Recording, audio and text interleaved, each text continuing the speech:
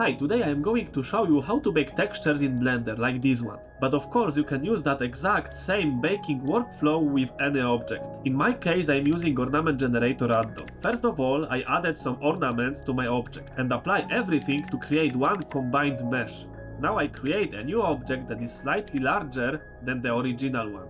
Next, switch your render engine to cycles and set the device to GPU compute to speed up the baking process. Once cycles is enabled, open the bake menu, set the bake type to normal and enable selected to active. Now let's talk about UV mapping. I won't explain the full UV mapping process here, but let me know if you would like a dedicated video on that. For this object, UV unwrap is simple. It's just one main circle scaled up and corners marked seam on the left side. Once your UV map is ready, you need to create a material with an empty image texture. Go to Materials tab, add an image texture node, click New, set your resolution, give it a name like normal map and make sure the texture is selected. Now we need to select in the correct order the object we want to bake from and the object on which the bake will be visible. Now go back to the bake menu and click Bake. If something goes wrong, make sure to change extrusion or max ray distance. In my case, extrusion. Wait a moment and now bake should be perfect. Now you can repeat the process for ambient occlusion. Add new image texture,